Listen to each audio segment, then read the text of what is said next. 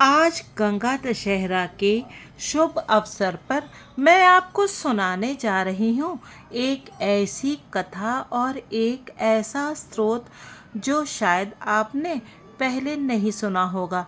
ये कथा है पंडित जगन्नाथ मिश्र जी की। कहा जाता है कि शाहजहां के शासनकाल में एक शास्त्रार्थ हुआ था और इस शास्त्रार्थ में विजयी को पुरस्कार और पराजित होने वाले को कारागार में डालने का विधान था। ये शास्त्रार्थ कई दिनों तक चला जिसमें कई पंडित बार बार हार रहे थे और उसके परिणाम स्वरूप उन सबको जेल में डाल दिया गया। उस समय काशी में महापंडित महाज्ञानी जगन्नाथ मिश्र जी रहते थे। उन्होंने जब ये खबर सुनी तो वो दिल्ली आ गए और वहाँ पर उन्होंने महल में पहुंचकर शास्त्रार्थ को आगे बढ़ाया। ये शास्त्रार्थ निरंतर 3 दिन और 3 रातों तक चला और देखते ही देखते वो इसमें विजयी घोषित हो गए। वहाँ पर जब बादशाह ने उनसे पुरस्कार के लिए पूछा तो उन्होंने सभी पंडितों को छोड़ देने को कहा और वहीं पर उन्होंने लवंगी नाम की एक विधर्मी स्त्री से विवाह भी कर लिया। किंतु जब वो अपनी पत्नी के साथ काशी आए तो वहाँ पर उन्हें जाति से बहिष्कृत कर दिया गया और अपने इस अपमान से पंडित जगन्नाथ मिश्र जी बहुत दुखी हुए और इस दुख से छुटकारा पाने के लिए उन्होंने एक बहुत ही बड़ा निर्णय लिया और उसके बाद रचना हुई श्री गंगा जी के श्रेष्ठतम काव्य गंगा लहरी की। लेकिन इस ग्रंथ की रचना करने के लिए उन्हें अपने और अपनी पत्नी लवंगी के प्राणों की आहुति देनी पड़ी। एक दिन पंडित जगन्नाथ मिश्र लवंगी को लेकर काशी के दशाश्वमेध घाट पर जा बैठे जहाँ 52 सीढ़ियाँ हैं। उन्होंने अपनी पत्नी को अपने साथ बैठाकर गंगा जी की स्तुति की और ऐसा कहा जाता है जैसे ही जगन्नाथ मिश्र जी एक पद रचते गंगा जी का पानी ऊपर होता और 52वें पद का गान करते करते गंगा जी ने उन्हें अपनी गोद में समा लिया और वे दोनों पति पत्नी जलधार में बहने लगे और उनकी जल समाधि हो गई। पंडित जगन्नाथ मिश्र द्वारा उस समय की गई गंगा जी की स्तुति को गंगा लहरी के नाम से जाना जाता है। इसे माँ गंगा की श्रेष्ठतम स्तुति मानी जाती है और गंगा दशहरा के अवसर पर सभी गंगा जी के तटों पर इसका पाठ किया जाता है। तो आप भी सुनिए इस उत्तम गंगा लहरी स्रोत को। मैं इस गंगा लहरी स्रोत का हिंदी अनुवाद आपको सुनाऊंगी। प्रथम श्लोक है, माँ जो संपूर्ण पृथ्वी का महान सौभाग्य रूप है, जो अनायास ही संपूर्ण विश्व को उत्पन्न करने वाले शिव का भी परम ऐश्वर्य रूप है, जो श्रुतियों का सर्वस्व है तथा देवताओं का मूर्तिमान पुण्य रूप है, वह अमृत के सौंदर्य का सार रूप तुम्हारा जल हमारे अमंगलों को दूर करे। गंगे एक बार भी दृष्टिगोचर होने पर जो दरिद्रों का दारिद्र्य तथा पापियों के पाप को अति शीघ्र नष्ट कर देता है और इस लोक में अज्ञान रूप वृक्ष का सब ओर से शीघ्र नाश करने के लिए दीक्षा गुरु के समान है, वह तुम्हारा जल प्रवाह हमें अपार ऐश्वर्य प्रदान करे। जय गंगे। पापनाशनी गंगे, बढ़ती हुई ईर्ष्या तथा स्पष्ट कपट से युक्त गणेश जन्नी पार्वती जी के कटाक्ष पूर्वक देखते समय उत्पन्न तुम्हारा क्षोभ समूह रूप ये शिव जी के मस्तक पर उछलती हुई उत्ताल तरंगे भक्तों के पाप समूह का विध्वंस करें। जय गंगे। अम्ब, जिन्होंने कभी कोई पुण्य नहीं किया है, वे भी यदि तुम्हारा स्मरण करते हैं तो तुम उनके हृदय के तमोगुण को वैसे ही नष्ट कर देती हो जैसे चंद्रमा की किरणें अंधकार को नष्ट कर देती हैं। माँ, संपूर्ण देवता जिसके पवित्र जल का सेवन करते हैं, वह तुम्हारी यह जलमयी मूर्ति मेरे आदि भौतिक आदि तीनों तापों का तथा मन के संताप का विनाश करे। जय गंगे। भागीरथ नंदिनी, मैंने एकमात्र तुम्हारा ही आश्रय ग्रहण करके तुम्हारे ही बल पर अत्यंत अभिमान में भरकर सभी देवताओं की उपेक्षा कर दी। माँ, अब यदि तुम मेरी उपेक्षा करती हो तो बताओ, मैं किनके आगे जाकर रोऊं? अब मेरा कौन आधार है? जय गंगे।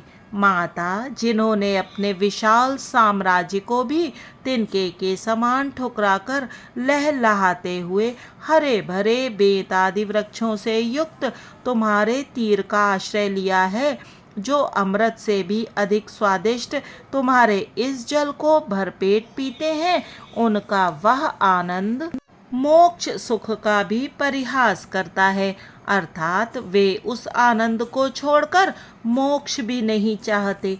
जय माँ गंगा।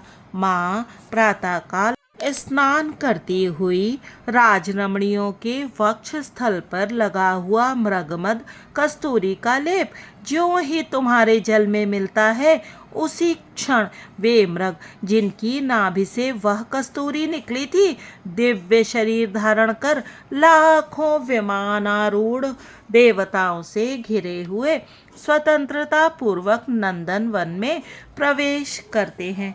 जय माँ गंगा।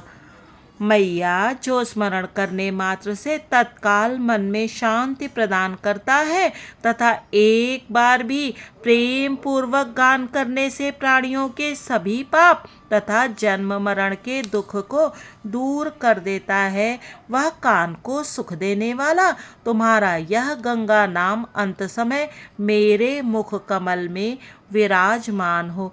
जय गंगा माँ। माँ, जिस तट पर खेलते हुए कौए भी पूर्ण संतोष का अनुभव करते हैं और उसके सामने वे इंद्रपुरी अमरावती की भी कामना नहीं करते तथा जहाँ निवास करने से प्राणियों का जन्म मरण रूप महान शोक सदा के लिए दूर हो जाता है, वह तुम्हारा यह तीर हमारे जन्म मरण रूप श्रम को सदा के लिए मिटा दे। जय गंगे। देव गंगे, जिस तत्व का भेद को मिटा देने वाले अभेद का प्रतिपादन करने वाले वेद भी साक्षात रूप से पता नहीं लगा सके, नेति नेति कहकर निषेध मुख से ही निरूपण करते हैं। जहाँ जीवों की वाणी तो क्या, मन भी नहीं पहुँचता, जो अपने प्रकाश से ही संसार के समस्त अज्ञान रूप अंधकार को दूर कर देता है, तुम वही निराकार ज्योति स्वरूप विशुद्ध माया से अस्पष्ट शाश्वत दृष्टा रूप ब्रह्म तत्व हो, दृश्य रूप कदापि नहीं। जय माँ गंगा। हे परम उदार चरिते, जो भगवान विष्णु का अचिंत्य परम धाम वैकुंठ बड़े बड़े दानों ध्यानों तथा अनेक प्रकार के यज्ञों एवं उग्र निर्मल तपस्याओं द्वारा भी प्राप्त नहीं हो सकता, वही पद तुम सबको समान रूप से भेदभाव छोड़कर प्रदान करती हो। तब तुम ही कहो, विश्व में दूसरा ऐसा कौन है जिससे तुम्हारी मैं तुलना करूं। जय हो। अम्ब, दृष्टि मात्र से ही मनुष्यों के जन्म मृत्यु रूप भय को सर्वथा दूर करने वाली तुम्हारी इस मंगलमयी मूर्ति की कौन बड़ाई कर सकता है, जिसे ईर्ष्या से सदा म्लान उदास रहने वाली हिमगिर नंदिनी पार्वती जी को भी अत्यधिक मनाना छोड़कर महादेव जी सदा अपने मस्तक पर धारण करते हैं। जय माँ गंगे।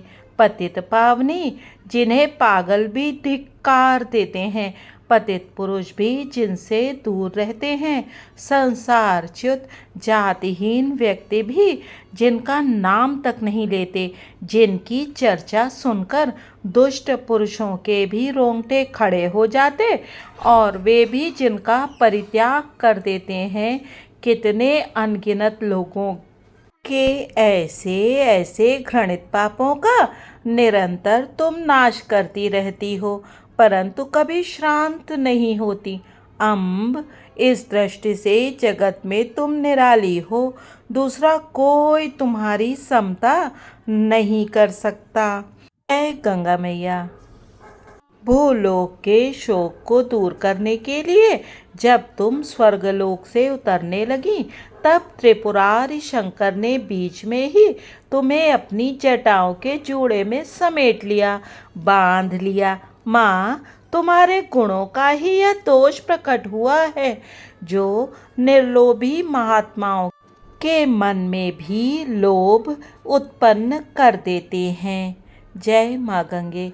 जननी, जो विवेक रहित हैं, जो अंधे हैं, जो पंगु हैं, जो जन्म से ही बहरे हैं, जो गूंगे हैं, जिनमें किसी भूत प्रेत का आवेश हो गया है, जिनके पापों से छुटकारे के लिए सभी मार्ग रुक गए हैं, देवताओं ने भी जिनका सदा के लिए परित्याग कर दिया है और जो नरक में गिरने जा रहे हैं, ऐसे ऐसे पतित प्राणियों की रक्षा करने के लिए तुम इस जगत में परम औषध रूप हो। गंगे माँ, संसार में तुम्हारे स्वभावतः शीतल तथा निर्मल जल की जगत में यह अपार एवं अनिर्वचनीय महिमा सबसे ऊपर है, जिसका गान स्वर्ग प्राप्त करने के बाद आज भी दिव्य कांतिधारी सगर के पुत्र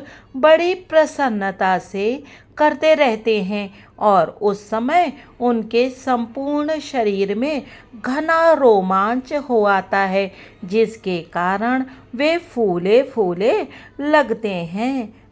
जय हो माँ गंगा।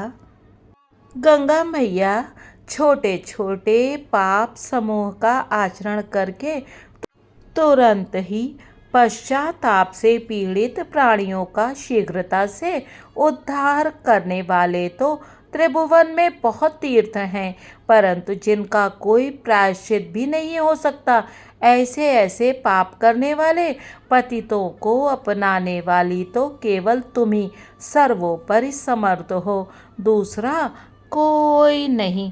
जय हो माँ गंगा।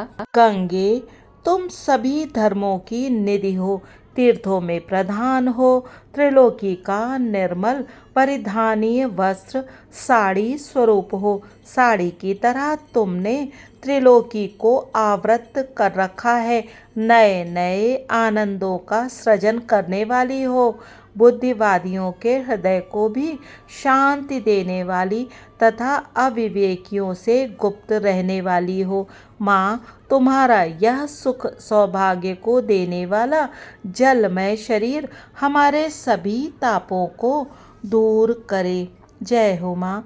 मैया, इस जीवन में तुम्हारी दया के साथ मेरा संबंध यदि क्षण भर के लिए भी छूटा है तो वो मेरा ही अपराध है, क्योंकि मैं जड़मती अपने सैकड़ों स्वार्थों का नाश करके सदा ही उन महीपों के आगे, जिनके नेत्र धन के नशे से घूमते रहते हैं, दौड़ता रहकर नाना प्रकार के नए नए श्रम एवं दुख का अनुभव करता हूँ।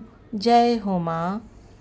हवा के झकोरों से उत्पन्न तरल तरंगों के द्वारा कंपित कमल समूहों से झड़ते हुए पराग समूहों के कारण केसर के समान रंग वाला तथा देवांगनाओं के वक्ष स्थल से धुलकर बहते हुए सुगंधित अगरू के कीचड़ से घनीभूत एवं तीव्र गति से बहने वाला तुम्हारा दिव्य जल मेरे पुनर्जन्मों की परंपरा को भंग करे।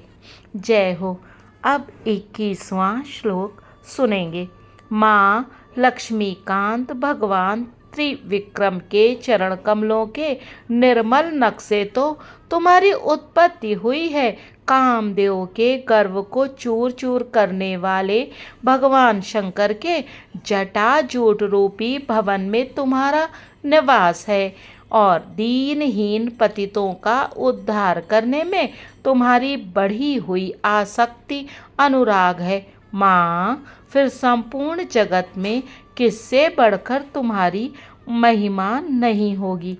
22। माँ गंगे, हिमालय आदि पर्वतों से नदियाँ तो बहुत सी निकली हैं, परंतु तुम ही कहो उनमें से किसने त्रिपुरारि शंकर के जटाजूट पर विराजमान होने का अधिकार पाया और किसने अपने जल से लक्ष्मीपति भगवान विष्णु के चरण धोने का सौभाग्य प्राप्त किया, जिसके साथ कविजन तुम्हारी थोड़ी सी भी तुलना कर सकें। जय हो माँ। माँ, जब संपूर्ण अभीष्ट वस्तुओं को देने वाली तुम संसार में बनी हो, तब यज्ञ, दान, तपस्या एवं विविध प्रायश्चित करने की क्या आवश्यकता है। तब तक ब्रह्मा निश्चिंत होकर अवधि रहित समाधि लगाएं। भगवान विष्णु सुखपूर्वक शेषनाग पर शयन करें। शंकर जी भी बिना विश्राम किए अपने तांडव नृत्य में लगे रहें। किसी की कोई आवश्यकता नहीं है। जय हो माँ। शरणागत वत्सले, मैं अनाथ हूँ, तुम स्नेह से भीगी रहती हो। मैं गतिहीन असहाय हूँ, तुम पापियों को भी पुण्यात्माओं की गति देने वाली हो। मैं पाप पंक में गिरता जा रहा हूँ, तुम संपूर्ण विश्व का उद्धार करने वाली हो। मैं रोगों से जर्जर हो गया हूँ, तुम सिद्ध वैद्य हो, तुम सुधा सिंधु हो। मैं तृष्णा से पीड़ित हृदय वाला हूँ। माँ, यह नन्हा सा बालक मैं तुम्हारी शरण में आया हूँ।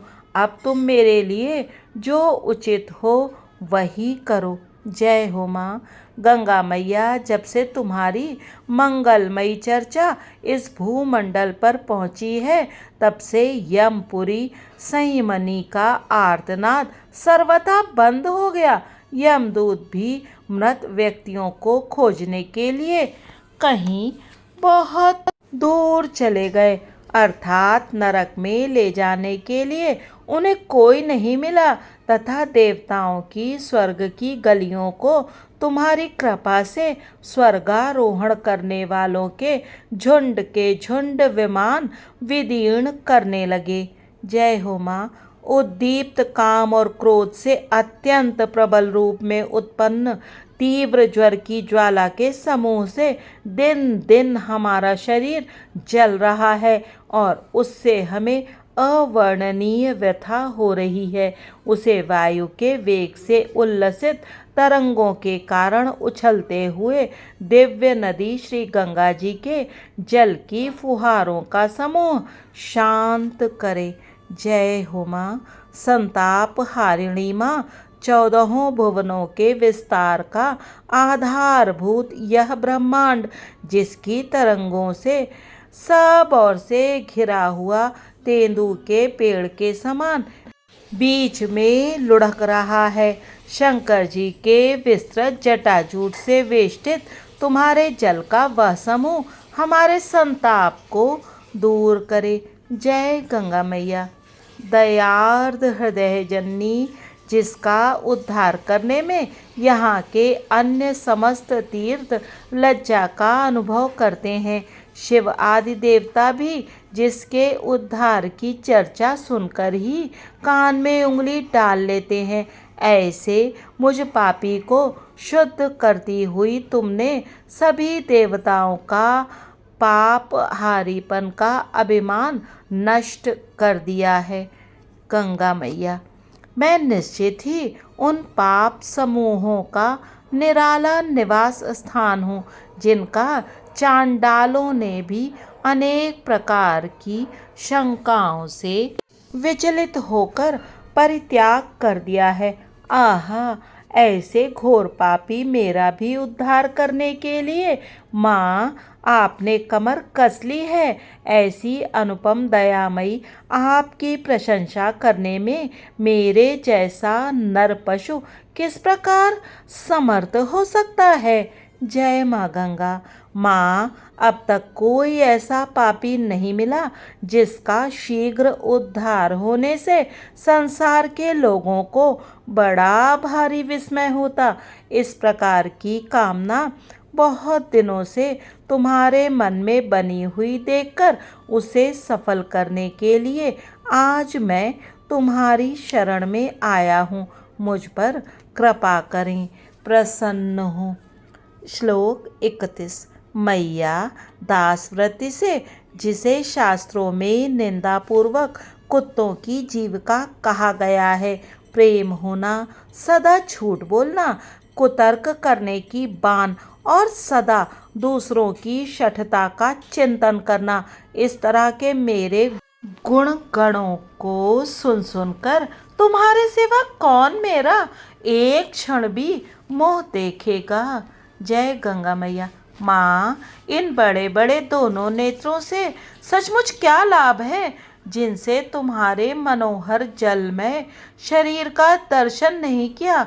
और यह मनुष्य के उन कानों को भी धिक्कार है जिनके भीतर तुम्हारी तरंगों का कल कल शब्द नहीं पहुँचा। जय माँ गंगे। माँ पूर्ण आत्मा जन स्वेच्छा से विमानों के द्वारा स्वर्ग को जाते हैं और पापी परवश हो शीघ्र ही नरकों में जा गिरते हैं। ये दो भेद उसी अशुभमय देश में दृष्टिगोचर होते हैं जहाँ प्राणियों के समस्त पापों का अनायास दलन करने वाली तुम नहीं हो। जय हो माँ। माता जो ब्राह्मणों की हत्या करते हैं, सदा गुरुओं की सती साध्वी पत्नी पर मन चलाते हैं, मद्यपान करते हैं तथा सुवर्ण की चोरी करते हैं, ऐसे महापातकी व्यक्ति भी अंत समय तुम्हारे तट पर अपना शरीर छोड़कर बड़े बड़े दान तथा यज्ञ करने वालों से भी ऊपर स्वर्गलोक में विहार करते हैं और वहाँ समस्त देवता उनके चरणों की सेवा करते रहते हैं। धन्य है तुम्हारी महिमा। जय हो माँ। माँ जो सदा पुष्पों की दुर्लभ सुगंध का तथा वियोग रूपी शस्त्र से क्षत विक्षत अंगों वाले विरही जनों के प्राणों का एक ही क्षण में अपहरण कर लेती है, वह वायु भी तुम्हारी लहराती हुई तरंगों के संपर्क से शीघ्र ही तीनों लोकों को पवित्र कर देती है। अहो धन्य है तुम्हारा प्रभाव। जय हो माँ। माँ कितने लोग तो सदा इस लोक के पदार्थों, धन मान प्रतिष्ठा आदि की सिद्धि में लगे रहते हैं और दूसरे निर्मल अंतःकरण वाले सज्जन परलोक स्वर्ग के प्रेमी होते हैं, अर्थात स्वर्ग प्राप्ति के साधन में ही तत्पर रहते हैं। परंतु यह जगन्नाथ तो अपने दोनों लोकों का भार तुम पर छोड़कर तुम्हारी कृपा के भरोसे निश्चिंत होकर सदा सुखपूर्वक सोता है। अब तुम जानो। जय हो गंगा मैया। माँ जैसे तुम अपने स्वभाव से लाचार होकर अधम संस्कार विहीन पतित एवं पाखंडियों के समाज से स्नेह नहीं छोड़ सकती, क्योंकि पापियों से स्नेह करना उनका उद्धार करना तुम्हारा स्वभाव है, उसी प्रकार मुझे संसार में पापों से स्वाभाविक प्रेम है। उन्हें मैं कैसे छोड़ सकता हूँ, क्योंकि स्वभाव को छोड़ना सबके लिए बड़ा ही कठिन कार्य है। गंगा मैया प्रदोष काल में नाचते हुए त्रिपुरारी की जटाएं लीला से खड़ी हो जाती हैं। उन समय उनके प्रांत भाग में खेलती हुई लहरों के रूप में अपनी भुजाओं को फैलाती एवं चालित करती हुई गंगा जी भी मानो नाचने लगती हैं। इतना ही नहीं, उनका वही जल जब शिव जी के जटाजूट के किसी छेद में प्रवेश करके लहराने लगता है, उस समय जो शब्द उससे निकलता है वह मानो डमरू की ध्वनि होती है, जिससे उनका वह नृत्य और भी भला लगता है। भगवती गंगा का वह तांडव नृत्य हमारे त्रिविध ताप का शमन करे। जय हो माँ। मैया, मैंने सदा से ही अपने कल्याण की चिंता का संपूर्ण भार तुम पर ही छोड़ रखा है। ऐसी दशा में, मृत्यु के इस विकट समय में यदि तुम मुझे त्याग दोगी तो तीनों लोकों से इस बात का विश्वास उठ जाएगा कि तुम पर भरोसा करने वालों का तुम निश्चय ही उद्धार कर देती हो, और यह अहेतुक दया भी निराधार हो जाएगी। फिर यह कहाँ रहेगी। जय हो माँ। अलौकिक प्रेम के कारण पार्वती जी का आधा बायां अंग शिव जी के आधे दाहिने अंग से जुड़ा रहता है।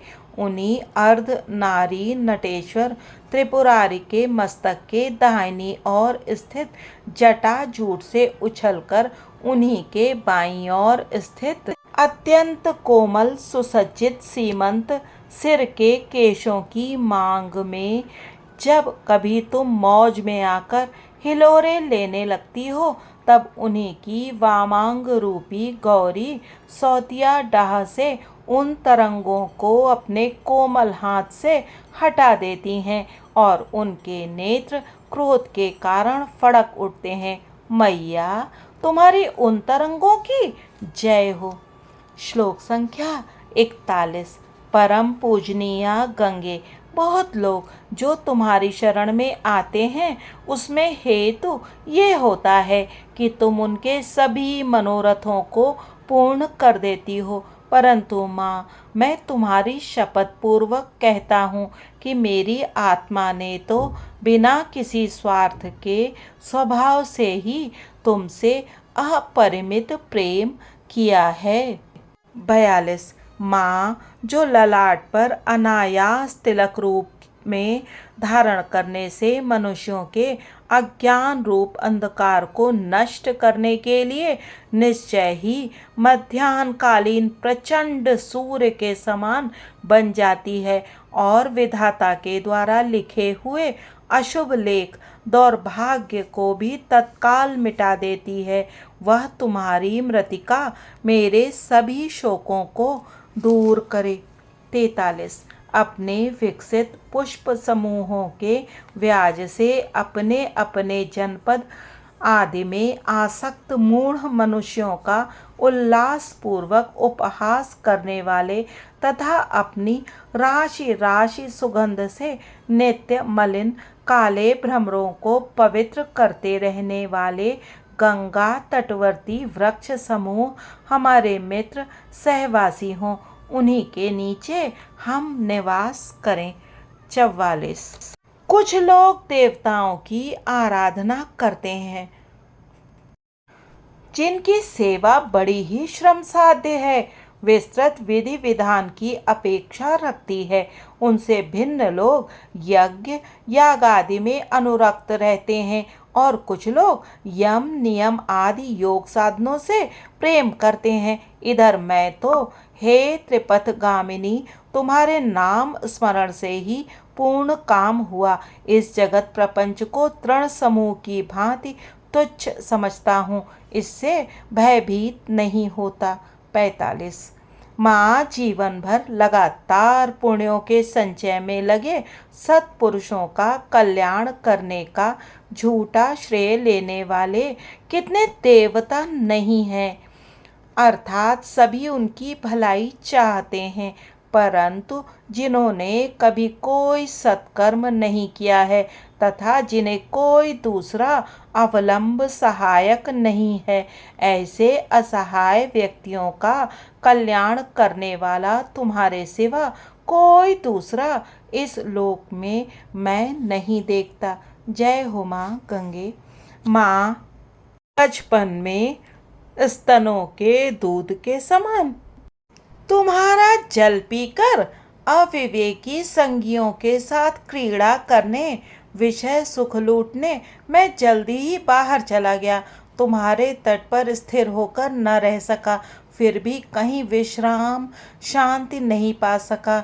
माँ, बहुत दिनों से मैं अशांत होकर भटकता रहा हूँ, कहीं सुख की नींद नहीं सोया।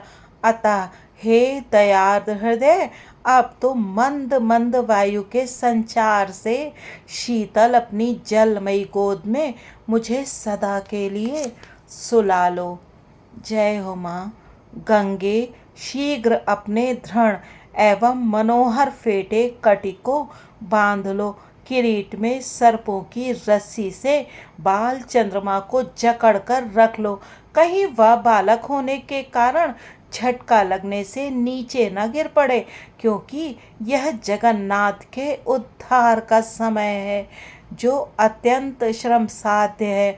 माँ, मुझे साधारण मनुष्य समझकर खींचने में असावधानी मत कर देना।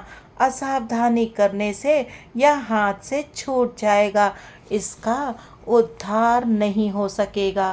गंगे, माँ शरतकालीन चंद्रमा के समान उज्ज्वल अर्धचंद्र रूप श्वेत आभूषण से विभूषित मुकुट वाले सुधा की धारा के समान श्वेत शरीर आभूषण तथा वस्त्रों से युक्त, चार हाथों में कलश घड़ा कमल तथा वर एवं अभय मुद्राएं धारण किए हुए सफेद मगर पर विराजमान तुम्हारे इस दिव्य रूप का जो ध्यान करते हैं, उन्हें किसी भी प्रकार का पराभव नहीं होता, नीचा नहीं देखना पड़ता।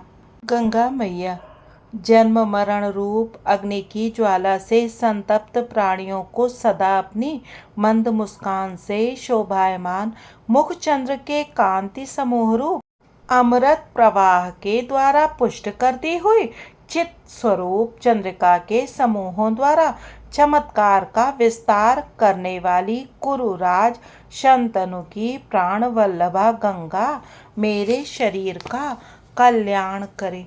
जय गंगा मैया।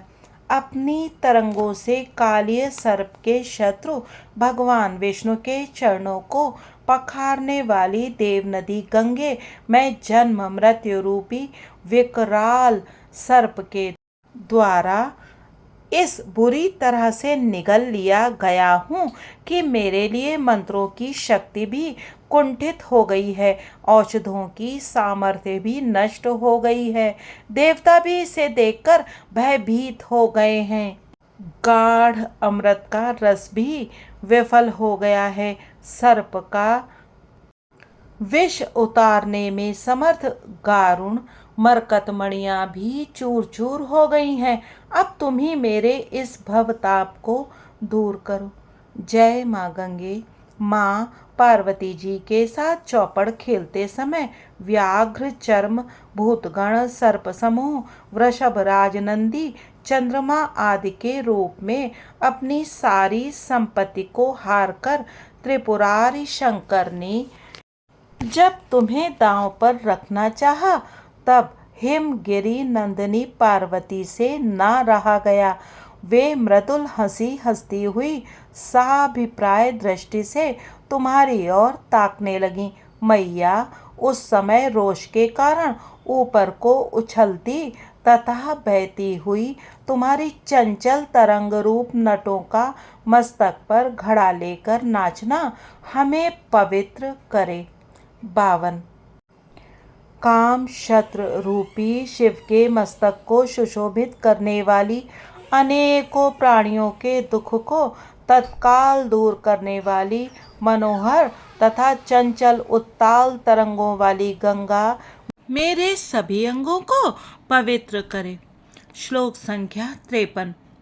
जो जगन्नाथ कवि के द्वारा निर्मित इस पीयूष लहरी अमृत प्रवाह के समान मधुर गंगा लहरी स्रोत का पाठ करता है, उसे सर्वत्र सुख संपदा प्राप्त होती है। इति। आप सभी को गंगा दशहरा की बहुत बहुत शुभकामनाएं एवं गंगा मैया सभी लोगों के पापों को नष्ट करें और सभी प्राणियों के अंतर्मन को अपने जल की तरह पवित्रता प्रदान करें। जय हो गंगा मैया।